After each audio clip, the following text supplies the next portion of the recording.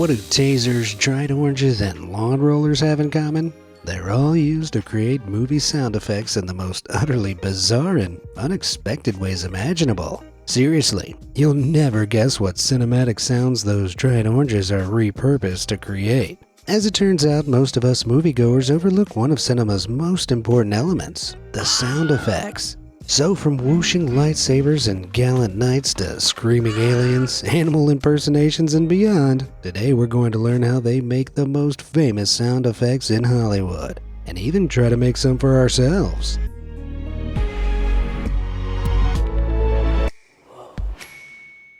So, how do movies handle sound to begin with? Well, when movies are filmed, those big, long boom microphones you see in behind-the-scenes footage are focused on capturing the actor's dialogue. The director and sound engineers will do their best to cut out other distracting background noises like footsteps, body movement, and other assorted environmental sounds that might make hearing the words difficult. It's a Foley artist's job to recreate these background sounds or replace them with newer, more impactful sounds in a studio so they can be added back into the movie with fully adjustable volume levels when the movie is being edited. Paired with an ingenious combo of audio mixing effects from equalizers, compressors, and reverbs to distortion effects and beyond, the end results of these Foley artists and sound mixer team-ups are absolutely mind-blowing. With Foley artists getting their name from American sound effects artist Jack Donovan Foley, these particular sound experts are wizards of scene building, and when they're doing their strange, fascinating jobs correctly, you wouldn't even notice. Check it out.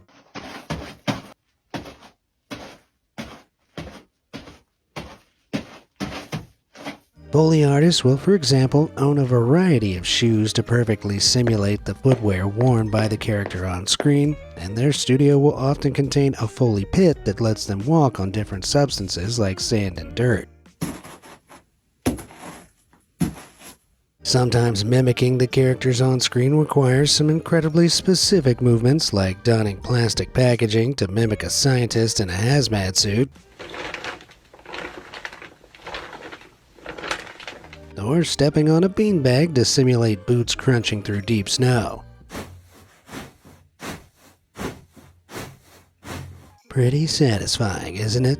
But on the topic of satisfaction, did you know that enjoying your job can prolong your life while job dissatisfaction can harm your health? Being satisfied with your income and asking for a raise on time is essential. After all, we work to be amazed and live our best lives. Enter the tech world with Triple 10, today's sponsor. Triple 10's boot camps allow anyone to learn about tech, and 87% of their graduates get hired within 6 months at companies like Tesla, Apple, and Spotify. They even offer a job or your money back guarantee. Their advisors provide free career consultations to find the right tech path just for you. Tech offers high salaries and fast career starts. Start now, get a consultation, and use my code BEAMAZED for 30% off all Triple 10 programs. Link in the description. Now back to it. A Foley artist's job isn't just about walking on the spot, and when they work on a sci-fi movie, they have to create sounds that don't actually exist, like a hatching dinosaur. Come on then. Come on then. Very good. Push. Push. Velociraptors are long extinct, but Jurassic Park's Foley team brought them back to life in this scene by slowly crushing an ice cream cone, as I attempted to recreate here.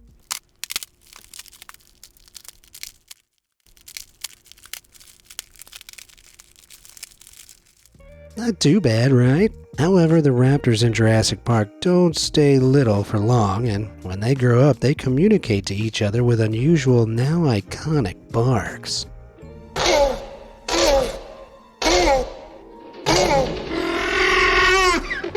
The raptors in this scene are terrifying, but incredibly, their barks are actually the sound of two tortoises mating at Marine World, an old aquatic theme park in California. The original recording sounds a little something like the noises this tortoise made while having some mistaken identity-laden fun with a tree stump.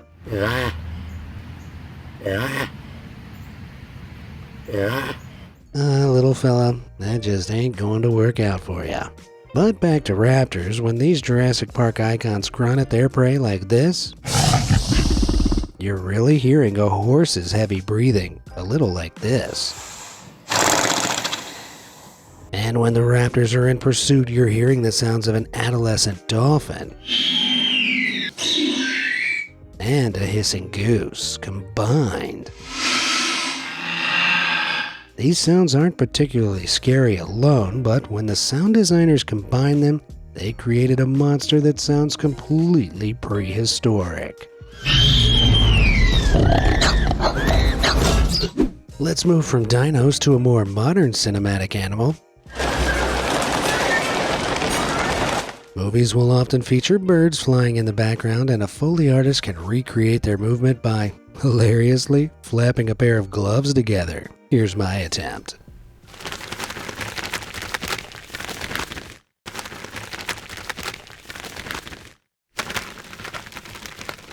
Sure, my glove birds sound a little rubbery, but you get the gist, right? Now, you may be wondering why Foley artists don't just record real birds to achieve this effect. Well, to record a real animal, you'd need the creatures to act exactly like the ones on screen and record them without capturing any background noise. This is difficult and expensive, so most movies will simply go Foley.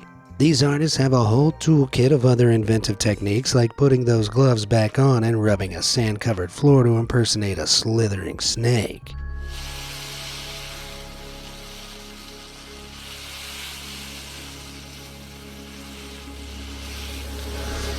When recreating sounds made by animals, Foley artists generally try to make the most realistic sounds that they can. However, sometimes sound designers forego authenticity and focus on creating the most dramatic sound effects for the scene. One key example of this comes from The Lion King, a Disney movie full of big cats singing about the circle of life and roaring. Mufasa's roars are incredibly powerful, but these sounds weren't taken from a lion, and you're really listening to a dude called Frank Welker screaming into a trash can.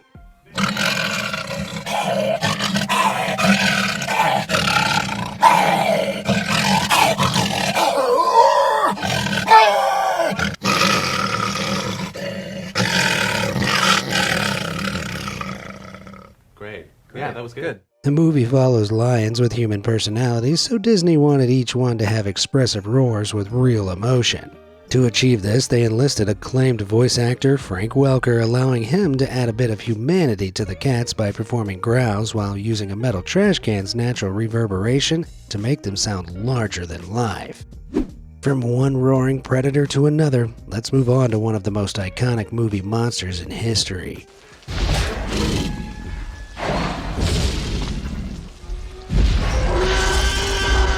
The T-Rex sounds in Jurassic Park are some of the greatest Foley triumphs of all time. Suitably, its massive footsteps are actually falling redwood trees. And its breath is captured from a whale's blowhole. However, some parts of the monster's sound design are surprisingly small scale, like its famous roar, which was built around the call of a baby elephant. While developing the roar, sound designers lowered the pitch of the baby elephant recording before combining it with growls made by a lion and a bellowing alligator, producing the full palette of T-Rex vocalizations.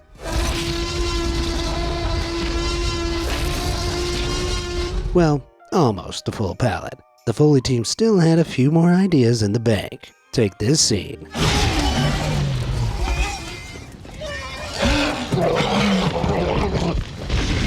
One sound designer noticed old Rexy shaking its head back and forth like a dog playing with a toy, so they recorded themselves playing with a Jack Russell, capturing its growls a little like this. As a result, when Rexy chows down in Jurassic Park, you'll hear the distinct sound of an excited dog, proving that the monster is nothing more than a big old puppy. Let's stay on sci-fi, moving from dinosaurs to a galaxy far, far away. The Star Wars franchise is full of famous sound effects, and many of those were created by legendary sound designer Ben Burtt.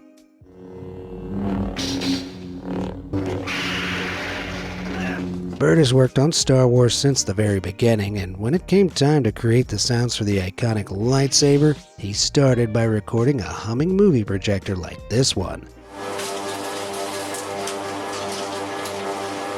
Ben then built on this sound by taking a microphone and holding it up to an old-fashioned TV, which created a buzzing feedback. These elements formed the lightsaber, but Ben knew that when the weapon was swung through the air, the sound would have to vary. He solved this by playing the buzzing sounds through a speaker and moving a microphone in front of it, creating changes in intensity and time with the character's movements.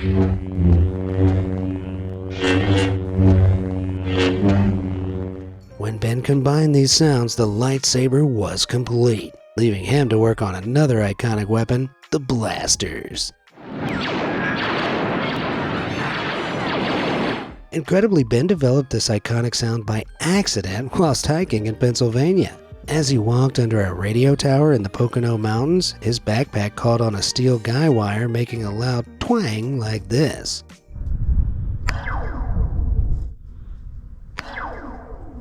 Bert loved the sound, so he later took his recording equipment to a similar radio tower near LA and hit its wires with a wrench, creating the sound for every blaster in Star Wars. Once the weapons of Star Wars were finished, Ben had to work on the movie's starships.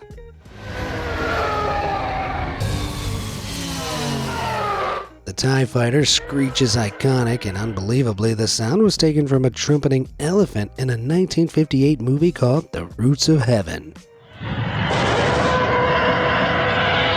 This audio is one of the few Star Wars sounds that Bert didn't create. However, his innovative left-field choice to use the elephants clearly paid off, as the TIE Fighter's animalistic screech has become one of the most distinctive sounds in movie history. Blasters, laser swords, and spacecraft aside, sound designers often have to work on sounds that aren't so futuristic. A brave knight riding a horse, for example.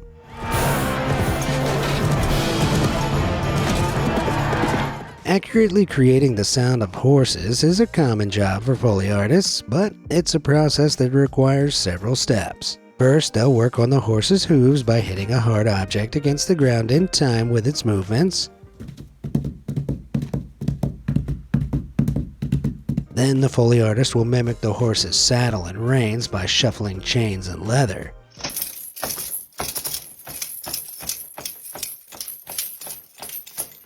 Then, if the horse is being ridden by a brave knight, they'll channel their inner Sir Scrap-A-Lot by holding some scrap metal against their bodies and bouncing up and down.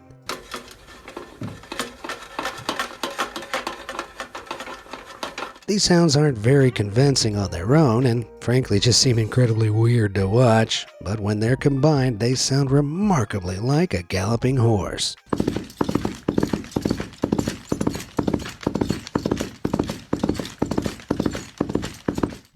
Let's move from swords and saddles to a good old-fashioned fist fight.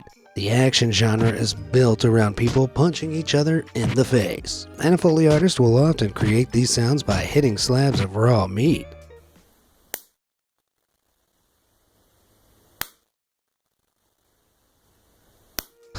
So turns out you can get paid to beat your meat after all. This method is common, but Emmy-nominated Foley artist Sanaa Kelly shows that you don't have to visit the butcher shop to create the effect by using a boxing glove, a suitcase, and some denim instead.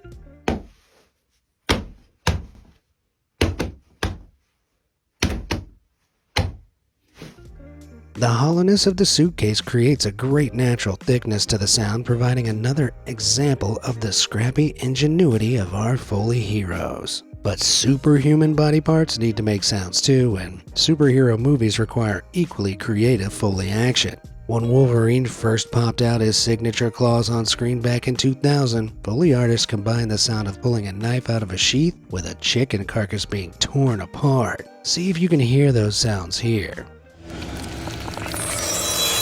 As you just heard, the resulting sound was both metallic and fleshy, and was utilized throughout Fox's X-Men franchise.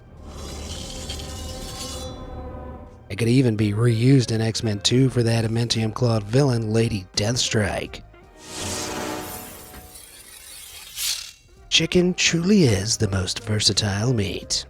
Of course, movie fights, whether with claws or fists, often lead to injuries, and when a character in a movie breaks an arm or leg, the Foley artists have to recreate the gruesome sounds. This effect might sound painful, but it's actually created by snapping a large handful of celery at the exact moment that the character is injured. I snapped that celery to simulate a broken arm or leg and sped the clip up for maximum impact, but different bones require different sound effects. When Terminator 2's sound team worked on simulating this trampled skull, they took, of all things, a pile of pistachios and crushed them with their hands. Now, when I recreated this sound, it didn't quite match the one in the movie, but after altering the audio with editing software, shout out Ableton Live, it fit the scene pretty well. This isn't the only time that Terminator 2's sound team raided the kitchen to create an effect. During the movie, Sarah Connor is chased by a shape-shifting liquid metal robot, the T-1000. When the T-1000 is shot, bullets pass through his liquid body, making a wet plop as they travel out the other side.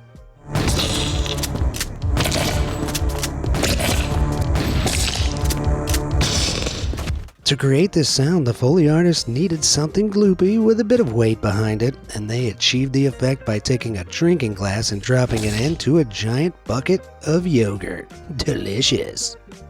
So far, we've looked at gunshot wounds and broken bones, so let's move to the romantic side of Hollywood. Now, personally, I find cheesy rom-coms sickening, but the way Foley artists work on romantic scenes is even grosser. See, if two characters kiss in a scene, Foley artists aren't expected to start making out in a recording booth. They'll simply kiss their own hands to recreate the sound.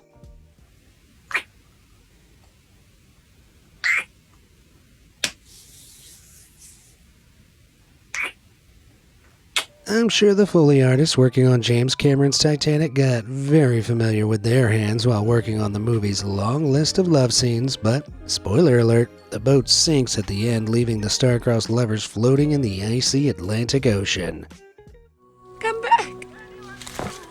Come back! As Rose moves her head in this scene, her frozen hair peels off the wooden door she's floating on. This makes a subtle background sound that the Foley team created by freezing an entire head of lettuce before peeling its leaves.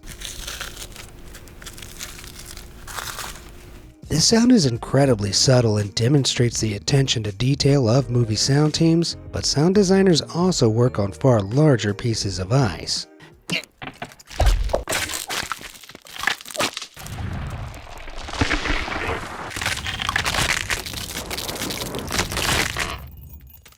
The sound of this cracking glacier is pretty powerful, but it can be recreated with surprisingly small props.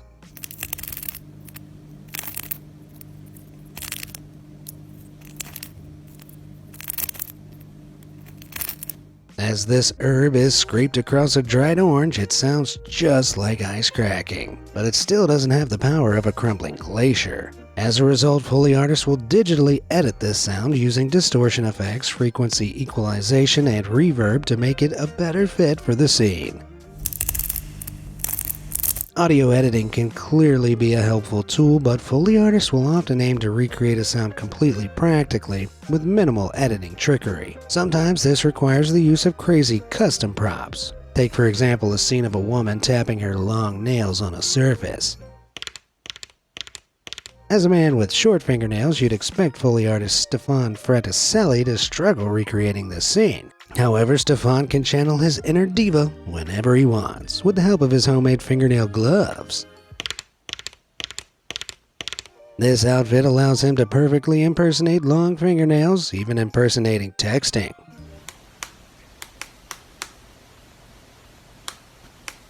But Stefan isn't the only Foley artist who creates sound effects with some prop replication.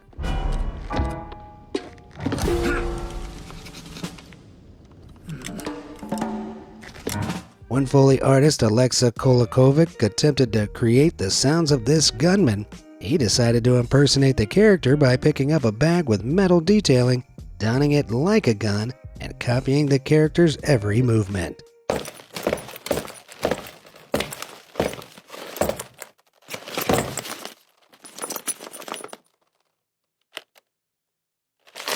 Of course, this technique and others like it can be used to create the sounds of any gunman on the move, including characters in video games like Fortnite. Thankfully, it's a little safer than inviting a real crazed gunman into your recording booth. Picking up a prop and throwing it around seems like a surprisingly simple way to simulate the sound of an armed gunman, but it turns out a similar technique can be used to mimic an entire army.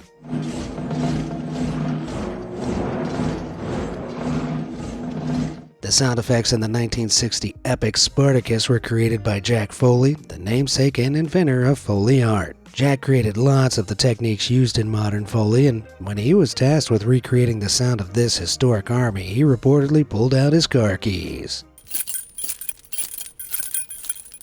The metallic jangle of keys mimics the sound of jostling armor surprisingly well, and the drums in the soundtrack sync up for a powerful rhythm. Using your keys to mimic an army is ingenious, but sometimes the best ways to simulate the sounds of a giant object is to use an equally large prop.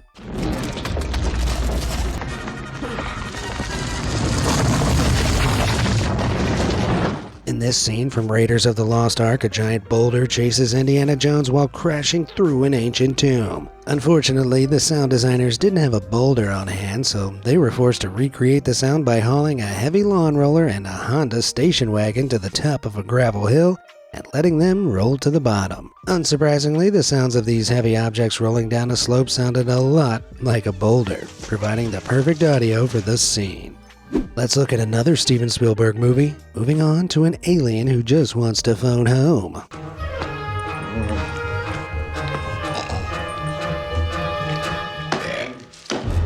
While working on E.T., Spielberg hired the Foley artist Joan Rowe to make his alien sound, quote, liquidy and friendly. After lots of experimentation, Rowe simulated the sound of the alien's movement by shaking some liver and popcorn in a plastic tub and manipulating a t-shirt filled with Jell-O, making sounds similar to this.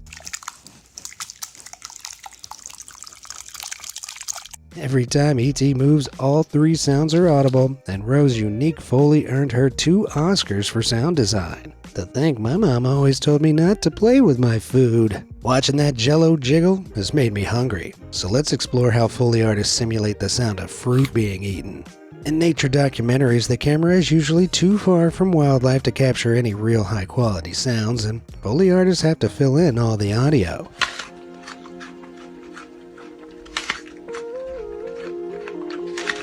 That's right, whenever an animal eats on screen, a Foley artist like our old pal Stefan will snack on different foods to perfectly mimic their meal, letting them eat like a monkey or a horse.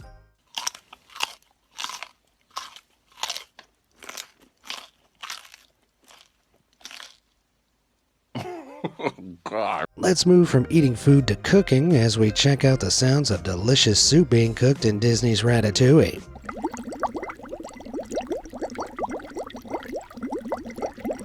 As Remy the Rat brings this soup to boil, you probably think you're listening to herbs and vegetables bubbling away in a giant pan. However, the sound you just heard is actually me blowing into a glass of water with a straw.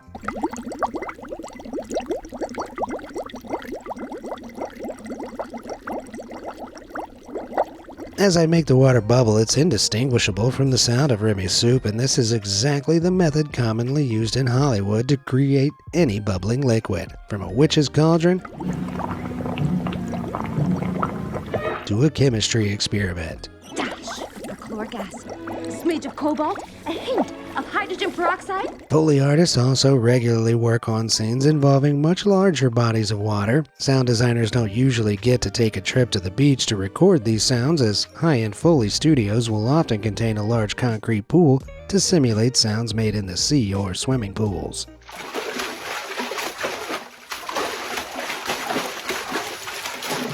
Of course, the most common use of water in movies is simulating the sound of rain. Sanaa Kelly of Real Foley Sound uses a watering can to mimic rainfall, and she'll pour the water onto different materials depending on the scene.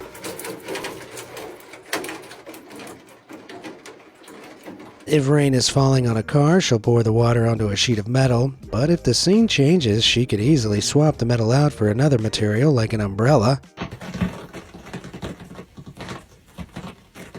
If a Foley artist wants to recreate the sound of rain without getting their hands wet, They can achieve a similar effect with a frying pan as demonstrated here by Charlie Cook.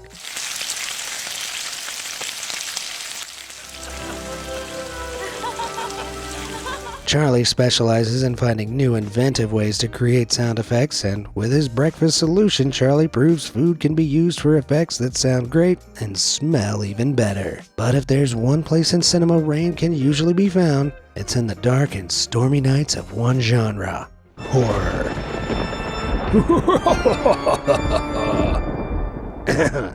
Sorry. Horror movies use a number of unique sound effects to terrify the audience, and one of the most iconic examples is a creaking floorboard in a haunted house.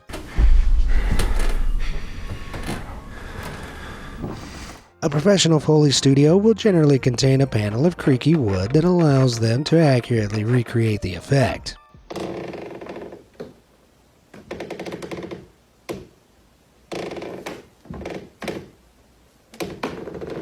However, if you don't have access to a Foley studio, you can still recreate this sound at home by applying pressure across a balloon as demonstrated by Dutch Foley artist Poels.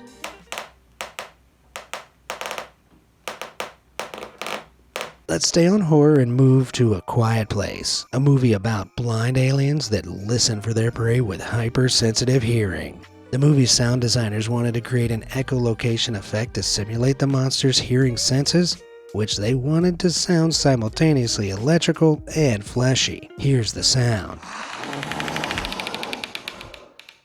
And how did they pull it off? Why, by shocking a pile of grapes with a taser, of course. The sound designers slowed the sound of the taser's electrical pulses down to emphasize the clicks of the taser, and it provided the perfect noise for the monster's echolocation. Anyone else feeling like these Foley artists just get paid to mess around? I mean, sign me up, but there can't be many jobs out there where electrocuting fruit is a daily occurrence. Now thankfully, some movie monsters are made in far simpler ways. The 2021 epic movie Dune features an iconic giant worm that swims underneath the sand on a desert planet and sucks in its prey. The way that the sandworm swallows is monstrous, but the sound it emerges with is actually a Foley artist called Mark Mangini sticking a microphone in his mouth and sucking in huge amounts of air. As the air passed right next to the mic, it made a loud roaring sound, allowing Mike's very human mouth to create the perfect alien swallowing sound. With some audio effects processing, of course. Keeping on theme of giant alien creatures while developing the Banshees in Avatar, James Cameron instructed his sound team to create the strangest creatures ever seen in film.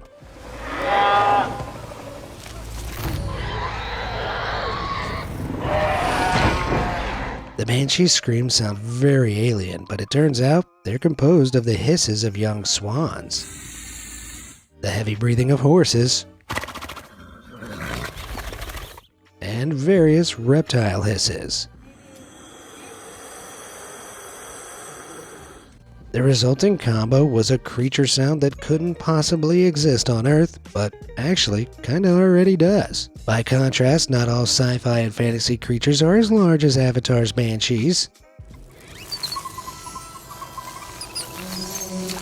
While working on the fantasy movie Your Highness, the legendary Stefan Fraticelli recreated the flutter of a fairy's wings by taking some dried seaweed and placing it against a spinning bicycle wheel.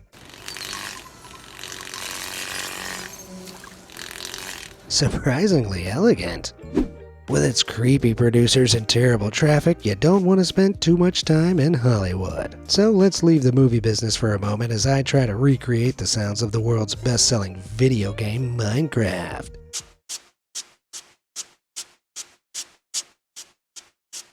Now that clip's audio might sound like Steve walking across some grass blocks, but it's actually the sound of me running a toothbrush over my jeans. Another common Foley method. Here's the game's original sound effects compared.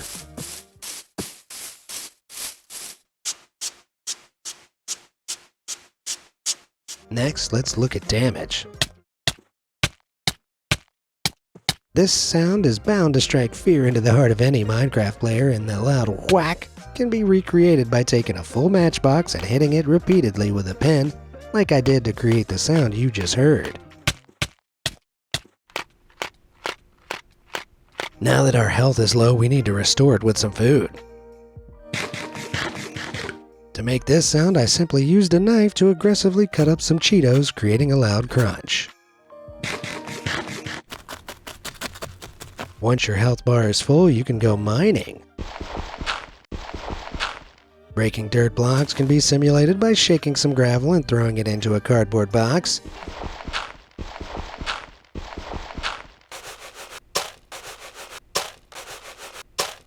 A similar technique is used to break sand. Recreating this sound involves shaking gravel in a metal takeout container while digging before quickly pulling a trash bag through your hands to break the block. With those blocks mined, we can head back to our base and sit by the fire. To make this warm sound effect, all you need to do is crinkle some bubble wrap while separately popping some bubbles to simulate the crackling of the fire.